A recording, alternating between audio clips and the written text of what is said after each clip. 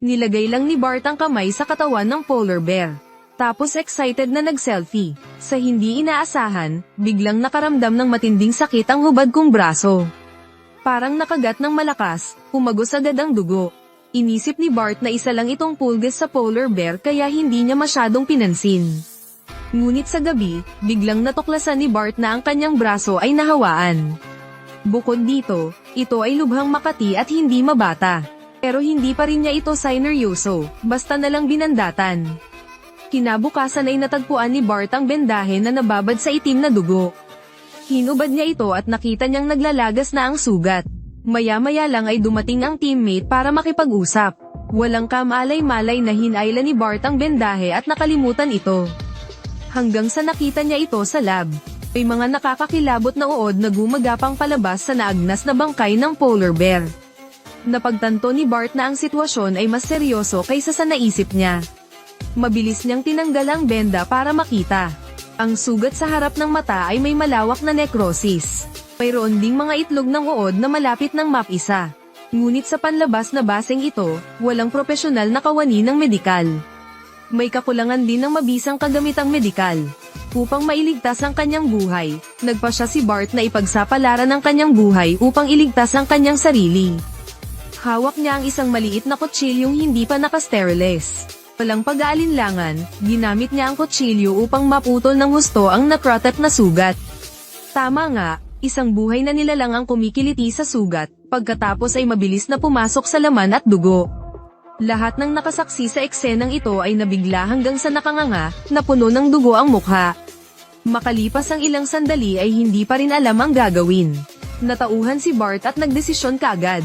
Kumuha siya ng matalim na kutsilyo sa drawer at inilagay ito ng mabigat sa mesa. Gustong putulin ang kanyang kamay upang iligtas ang kanyang buhay, at humingi ng tulong sa kanyang mga kasamahan sa koponan. Natakot ang mga kasamahan sa koponan. Tinilat nila ang kanilang mga mata at walang lakas ng loob na kumilos. Umupo si Bart sa kanyang upuan, naghahanda na saktan ang sarili. Pagkaraan ng ilang sandali ng pagtatalo, ang mga kasamahan sa koponan ay kailangang magkompromiso at nagpa siya na maghanda ng maingat ng maaga.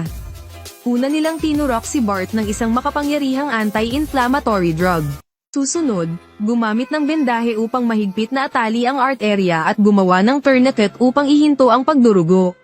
Sa sobrang takot ni Falche ay hindi na siya naglakas loob na tumingin ng diretso, hawak ang kanyang baril at nagtago sa sulok, nanginginig. Malabo niyang nakita ang laman at dugo ni Bart. Bumaba ang tingin niya sa kanyang rubber band at nakita niyang naging puddle ng ketchup. Ngunit ito ay isang mahalagang bahagi din, hindi ito masasabing pinutol. Sa oras na ito ay natapos na ni Galen at ng isa pang tao ang pangunang lunas para kay Bart. Hinawakan ni Galen ang kutsilyo ngunit walang tigil na nanginginig ang kamay niya, nag-aalangan itong ibaba. Natakot si Galen nang makitang mas maraming itlog ng bulate ang nagsisimula ng mapisa. Nagngangalit si Galen at marahas na nilaslas. Ngunit ang mapurol na kutsilyo ay tumama sa braso ni Bart. Agad na nagpakawala ng kabang-abang na sigaw si Bart. Sakit minsan at para sa lahat. Sa isang sandali ng krisis, pumasok si Evelyn at nagbigay ng isa pang suntok.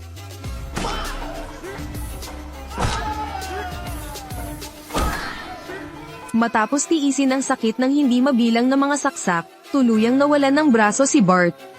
Sa kabutihang palad, pagkatapos magbayad ng ganoon kataas na halaga, pansamantalang napanatili niya ang kanyang buhay. Matapos siyang bigyan ng simpleng benda ng kanyang mga kasamahan, dinala siya ng lahat sa sofa. Binuksan ni Evelyn ang first aid kit, balak niyang gamutin ng mabuti ang sugat ni Bart. Sa sandaling ito ay bigla niyang natuklasan ang isang notebook ng kanyang ama. Sa loob ay isang detalyadong salaysay ng mga pinagmulan ng mga uod na ito. Ito ay lumiliko na ang species na ito ay isang espesyal na vertebrate. Natural na mamamatay ang lalaki pagkatapos makagat ng tao, ayos lang. Ngunit ang babae ay papasok sa katawan ng organismo upang mangitlog para sa pagpaparami. Hanggang sa tuluyang kainin ng host at mamatay.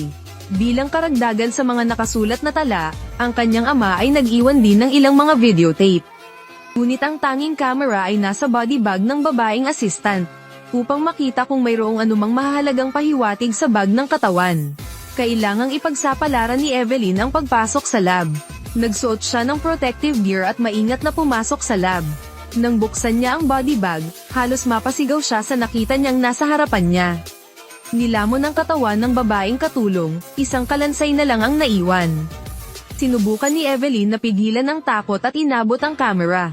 Sa oras na ito, napisa ang mga itlog ng uod sa katawan ng polar bear. Ang mga uod ay dumagsa patungo sa kanya na parang tidal wave. Buti na lang at agad na sumigaw ng paalala si Galen. Nang marinig ang sigaw, wala na siyang oras para mag-isip. Sa katutubo, tumakbo siya palabas ng lab nang hindi lumilingon. Paglabas niya, nagpanik siya at hinubad ang kanyang protective gear. Pakiramdam niya ay may mga uod na gumagapang sa kanyang katawan. Kinakabahan niyang hinayla ang kanyang bra at tumagilid para tingnan.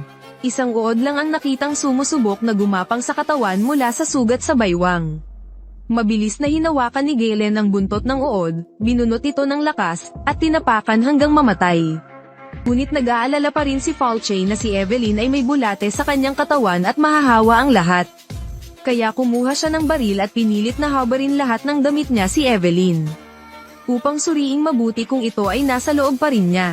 At ubili, kinailangan ni Evelyn na sumunod. Pagkatapos ng komprehensibong 2 oras na pagsusuri, nakahinga si Falche nang makitang walang bulate si Evelyn. Pagkatapos ay binuksan nila ang videotape ni David at naghanda para panoorin ito.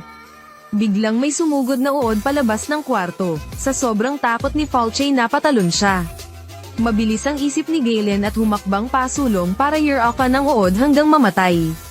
Ngunit pagkatapos, isang kakaibang ingay ang nagmula sa tahimik na laboratorio.